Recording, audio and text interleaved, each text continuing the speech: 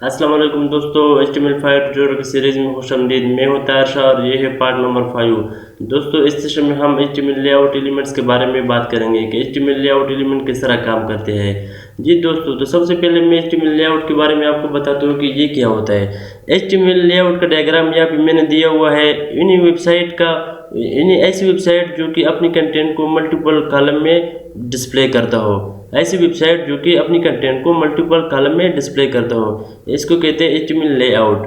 और एलिमेंट्स क्या होता है, HTML5 में ये क्वालिटी आई हुई है कि इसकी जो एलिमेंट्स होती है वो सिमेंटिक होती है। सिमेंटिक की जो मीनिंग होती है वो डेवलपर और ब्राउज़र दोनों को समझ में आती है। तो ये different part of the web page को डिफाइन भी करता है। जिस तरह कि यहाँ पे हेडर का टैग है, हेडर का टैग यहाँ पे ये काम करता है कि ये हर डॉक्यूमेंट या सेक्शन के हेडर को डिफाइन करता है। तो ये इसका काम है हेडर का। इसके बाद नेव टैग का काम ये होता है कि ये अपने लिए कंटेनर बनाता है नेविगेशन लिंक्स के लिए। यहाँ पे आप देख सकते हैं कि यहाँ पे इसने बनाया है कंटेनर इन्हीं पर नेविगेशन लिंक्स के लिए। सेक्शन टैग का क्या काम होता है? सेक्शन टैग का काम ये होता है कि ये डॉक्यूमेंट में सेक्शन बना लेता है। इन आपके पास मल्टीपल सेक्शन भी हो सकते हैं तो आप वो भी बना सकते हो। आर्टिकल टैग का क्या काम होता है? आर्टिकल टैग का काम ये होता है कि आप अपनी तहरीरें अलग अलग लिख सकते हो, वो भी मल्टीपल। किसी एक सेक्शन में भी आप मल्टीपल तहरीरें लिख सकते हो या किसी मल्टीपल सेक्शन में भी आप मल्टीपल तहरीरें लिख सकते हो। और इसके बाद एसाइड टैग का क्या काम होता है? एसाइड टैग का काम ये होता है कि ये किसी भी कंटेंट के साइड पे, अगर आप चाहो कि एक कंटेंट है आपके पास और अगर आप चाहो कि इसके साइड पे दूसरा कंटेंट भी आ जाए तो आप वो भी एसाइड की टैग की मदद से आप वो लिख सकते हो। जिस तरह के हम कह सकते हैं कि साइड बार, ठीक है, जिस तरह यहाँ पे डिफाइन हो चुका है एसाइड हो। ये हमारे पास कंटेंट है और हम चाहते हैं कि इसके साइड पे, इसके राइट साइड पे और हमारा और भी कंटेंट डिस्प्ले हो, तो हम उसके लिए इस साइड का टैग यूज़ करेंगे। और इसके बाद फुटर का टैग हो। फुटर टैग का क्या काम होता है? फुटर टैग का काम ये होता है कि ये किसी भी डॉक्यूमेंट या सेक्शन में फुटर का काम करता है। यानी कि आपका ये डॉक्यूमेंट है और ये फुटर में आपका ये काम करेगा। तो अगर आपने फुटर में काम करना हो तो आपने फुटर टैग का इस्तेमाल करके ये यूज़ करना है। तो इसके बाद लेआउट हम बनाएंगे प्रैक्टिकली। तो इसके लिए हम सबसे पहले CSS के बारे में थोड़ी बहुत जानकारी हासिल करेंगे और ताकि हम ये लेआउट बना लें CSS की मदद से, तो फिर हम वहाँ पे भी अपने टैग को यूज़ करेंगे, अपने HTML5 के टैग वहाँ पे भी यूज़ करेंगे। आइए चलते हैं CSS की तरफ। जी दोस्तों, तो ये है styling HTML with CSS। CSS stand for Cascading Style Sheet। CSS describe how HTML elements are to be displayed on screen, paper or in other media। तो CSS हमें इस काबिल भी बना देता है कि जिस तरह हम चाहते हैं HTML के जो एलिमेंट्स है वो हमें उसी तरह ही डिस्प्ले कराने में मदद देता है। हम जिस तरह इस पर स्टाइल करना चाहते हैं, हमारे जो है एलिमेंट्स होगी HTML की, फर्स्ट करें हमारा जो P का टैग होगा, पैराग्राफ का टैग होगा, हम उसको किस तरह अलाइन देखना चाहते हैं, उसका साइज, उसकी जो कलर होती है वो हम CSS की मदद से कर सकते हैं। CSS saves a lot of work, it can control the layout of multiple web pages all at once। तो CSS हमारा बहुत काम बचाता है और हमारा काफ़ी सारा टाइम भी।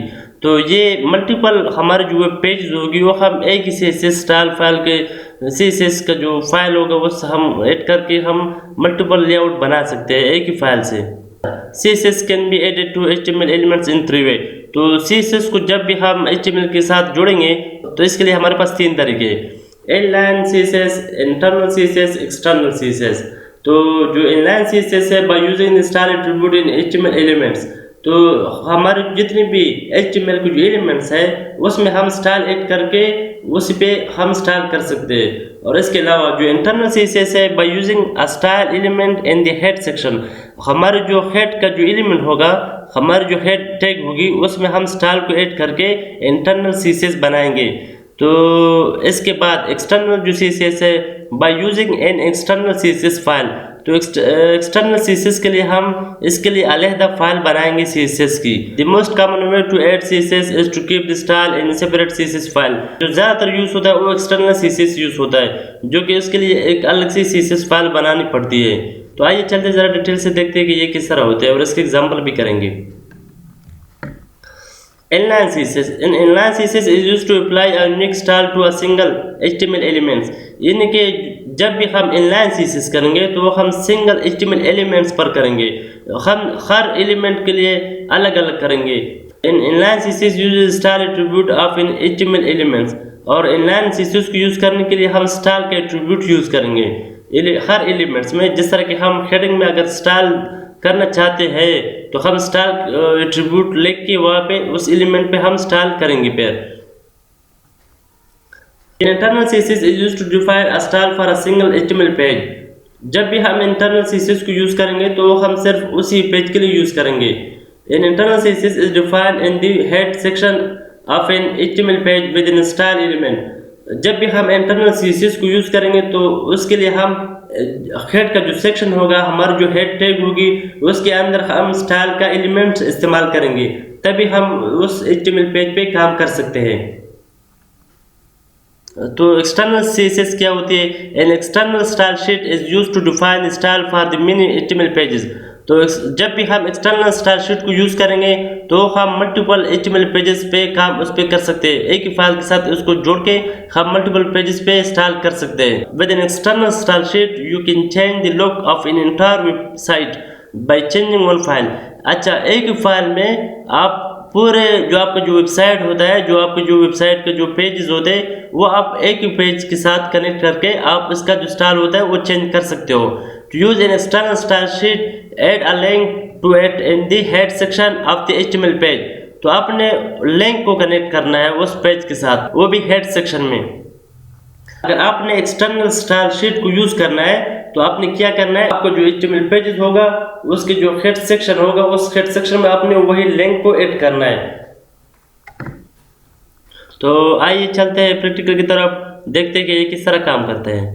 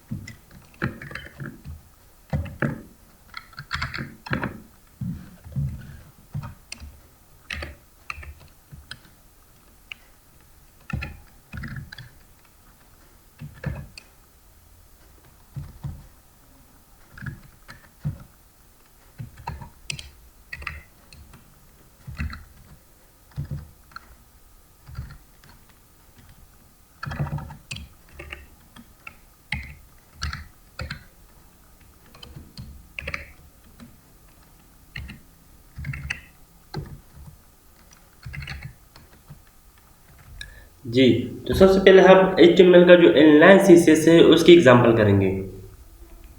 तो फर्स्ट करें, हम अगर यहाँ पे कुछ हेडिंग लिखना चाहते हैं तो उसके लिए हम जो इनलाइन CSS करेंगे वो इस तरह करेंगे। हेडिंग 1, ठीक है, this is heading 1 with blue colour.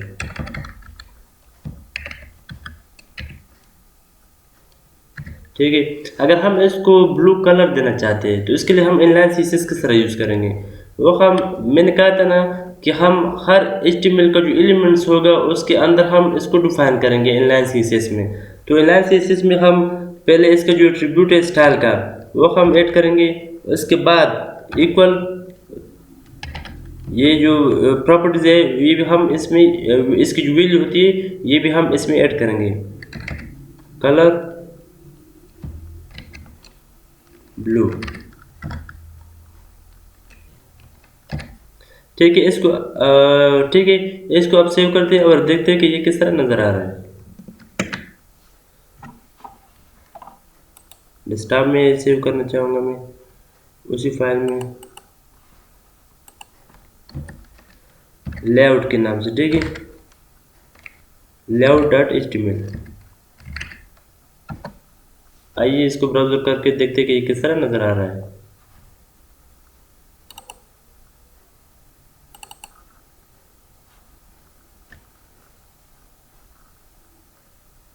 ये देखिए, this is heading 1 with blue colour. ये हमने डिफाइन किया, ये इनलाइन सीएसएस के जरिए। तो ये हमने डिफाइन भी कर लिया विद इनलाइन सीएसएस के जरिए। ये कलर हमने दे दिया ना, this is heading 1 with blue colour है ना इसका, तो ये हमने इनलाइन सीएसएस के जरिए कर लिया। अब ये देखते हैं, इसको इलान भी दे दे कि ये इसका इलान किस तरह काम करता है कि नहीं।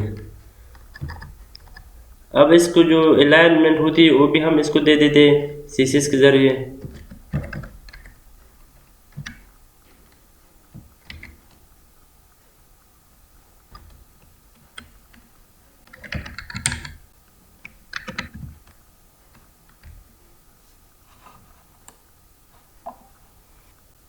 देखो ये सेंटर पे आ गया ना अलाइनमेंट एट्रीब्यूट के जरिए, ठीक है। This is heading 1 with blue colour. अच्छा, ये भी हमारे पास सीएसएस के जरिए आ गया। देखिए ये अलाइनमेंट मैंने दे दिया ना, यहाँ पे align is equal to centre, तो ये मैंने सीएसएस के जरिए यहाँ पे काम कर लिया।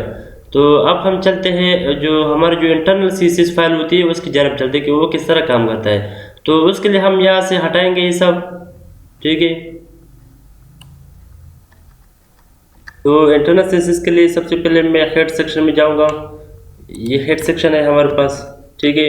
मैंने कहा था कि हम जब भी इंटरनल सीएसएस को करेंगे तो सिर्फ वही सिंगल पेज के लिए करामत होगा।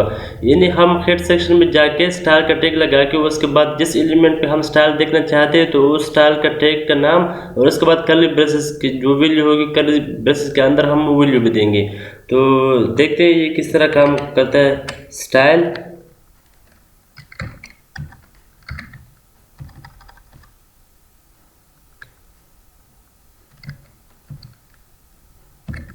स्टाइल, यहाँ पे स्टाइल को हम क्लोज करेंगे।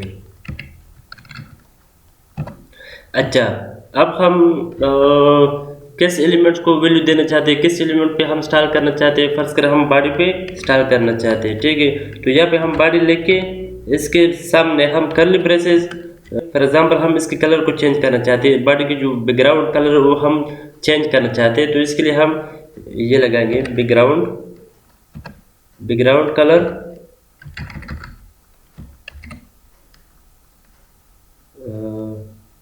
स्काई ब्लू, ठीक है। अब आइए सेव करते हैं और देखते हैं कि ये किस तरह नज़र आ रहा है। कंट्रोल प्लस मैंने इसको सेव कर लिया। देखो this is heading 1 with blue colour. अच्छा, ये तो वैसे हट के नहीं, यहाँ तो हमने कट लिया था ना, या तो हमने इसको बंद कर लिया था ना। तो देखिए इसका बैकग्राउंड चेंज हो गया ना, वही हमारे जो इंटरनल सीएसएस के जरिए। तो हम इसकी जो फॉन्ट है, इसकी जो टेक्स्ट है, इसको कलर देना चाहते हैं। तो ये हम इस तरह करेंगे, H1 colour red. Control plus इसके मैंने इसको सेव कर लिया। अब ब्राउज़र में आइए और देखते कि ये किस तरह नज़र आ रहा है। देखिए इसका कलर भी चेंज हो गया। This is heading 1 with blue colour. अच्छा, इसके बाद हम कुछ और भी लिख लेते हैं यहाँ पे। फर्स्ट कर यहाँ पे हमने एक पैराग्राफ लिख लिया, ठीक है, विद पी टैग के जरिए। This is paragraph.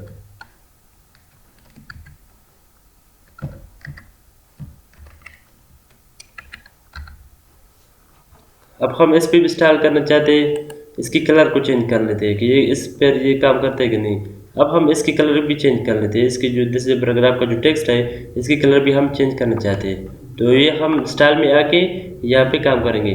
देखिए ये हमारे पास बॉडी है, आपको नज़र आ रहा है ना, ये हमारे पास बॉडी है। यहाँ पे हम कुछ भी नहीं करेंगे, हम जो भी करेंगे हेड एलिमेंट के अंदर ही करेंगे।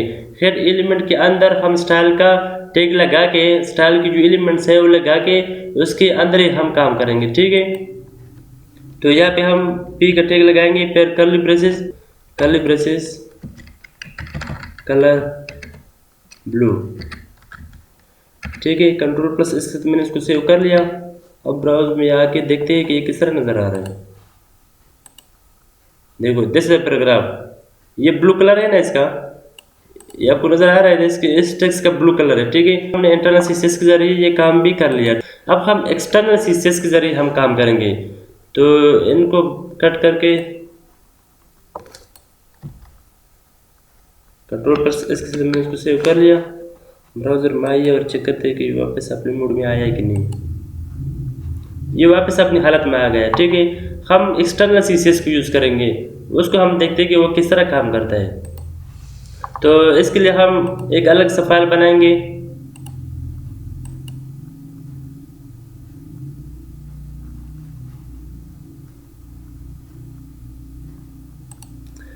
यहाँ पे मैंने फाइल बना लिया, ठीक है। तो यहाँ पे हम किस तरह काम करेंगे, फॉर एग्जांपल हमारे पास ये पी का जो एलिमेंट है, पी का जो टैग है, इसको हम कलर देना चाहते हैं, तो वो हम किस तरह देंगे विद एक्सटर्नल सीसीएस के जरिए। मैंने कहा था कि एक्सटर्नल सीसीएस बहुत इफिशिएंट भी है, क्योंकि वो हमारा काम बहुत बचा लेता है और हमारी टाइमिंग भी बहुत बचा लेता है। वही एक ही फाइल में सब HTML के जितने भी फाइल है वो उसके साथ ऐड करके हम बहुत अपना काम बचा सकते हैं।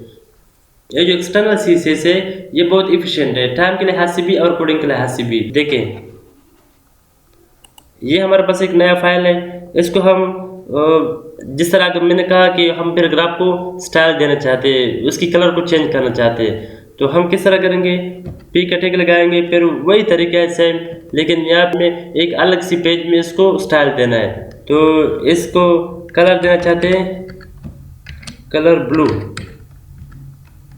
ठीक है। कंट्रोल प्लस इसके साथ मैं इसको सेव कर रहा हूँ। अच्छा, इस फाइल का जो एक्सटेंशन होगा वो हम डॉट सीसीएस लगाएंगे, ठीक है। फर्ज करें मैं यहाँ पे लगा रहे तो स्टाइल डॉट सीएसएस मस्ट लगानी, ठीक है ना। डॉट सीएसएस आपने मस्ट इसलिए लगाना है क्योंकि फिर वो वही फॉर्मेट में वही फाइल बन जाएगा, फिर हम उसको लिंक करेंगे। मैंने इसको सेव कर लिया, अब इसको मैंने लिंक कर लिया, नहीं अब मैंने इसको सेव कर लिया, अब मैं इसको लिंक कर दूँ, इस फाइल को मैं इस फाइल के साथ लिंक कर दूँ। तो अभी हम हेड सेक्शन में जाएंगे, यहाँ पे इस फाइल को लिंक करेंगे। तो किस तरह लिंक करेंगे, लिंक रील मतलब relation, link relation is equal to style sheet, style sheet और href इज इक्वल टू उस फाइल का नाम देना है आपने, ठीक है ना। जिस फाइल के साथ आपने कनेक्ट करना है इसको, उस फाइल का आपने नाम देना है। फर्ज कर यहाँ पे मैंने नाम दिया है style.css, तो मैं यहाँ पे भी style.css का नाम भी दूंगा ताकि हमारी फाइल उसके साथ कनेक्ट हो जाए और हमें css का काम दे। style.css कंट्रोल प्लस इसका तो मैंने उसको सेव कर लिया।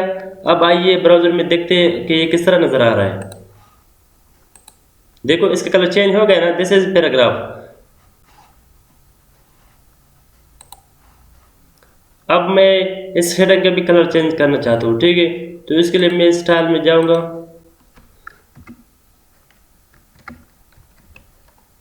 हेडिंग 1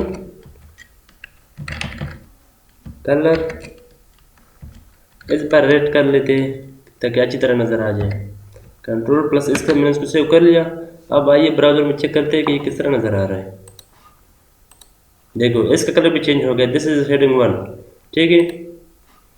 तो इसके बाद मैं बर्ड का भी बैकग्राउंड चेंज करना चाहता हूँ। बर्ड के बैकग्राउंड में किस तरह चेंज करूँगा, देखिए यहाँ पे जितने भी हमारे पास एलिमेंट होगी उस एलिमेंट का नाम हम वहाँ पे लिखेंगे, तब भी हमारे जो जितने भी एलिमेंट्स है उसमें इफेक्ट होगा। वैसे नहीं होगा, यहाँ पे हमारे पास ये बॉडी का टैग है ना, तो हम यहाँ पे लगाएंगे बॉडी। जिस तरह हम यहाँ पे बॉडी लगाए तो इसकी बैकग्राउंड हम चेंज करना चाहते हैं, तो बैकग्राउंड कलर, ठीक है।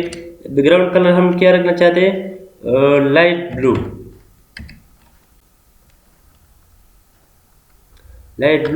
कंट्रोल प्लस इसका मैंने इसको सेव कर लिया। आइए ब्राउजर में चेक करते हैं कि ये किस तरह नजर आ रहा है। देखो काम कर लिया ना, बैकग्राउंड को चेंज कर लिया इसने। तो ये बहुत आसान है, बहुत इफिशिएंट है कोडिंग के लिहाज से भी और टाइमिंग के लिहाज से भी। तो ये थे हमारे पास HTML की जो CSS का कनेक्ट करने का 3 तरीके थे, वो हमने यहाँ पे डिफाइन कर लिए, इनलाइन CSS, इंटरनल CSS और एक्सटर्नल CSS। तो मिलते हैं नेक्स्ट ट्यूटोरियल में, तब तक के लिए अल्लाह हाफिज़, और अपनी दुआ में ज़रूर याद रखिए मेरे यूट्यूब चैनल को ज़रूर सब्सक्राइब कीजिए ताकि मेरे हर नई वीडियो की अपडेट आपको मिलते रहे और आपको बर वक्त पता चले। थैंक्स, अल्लाह हाफिज़।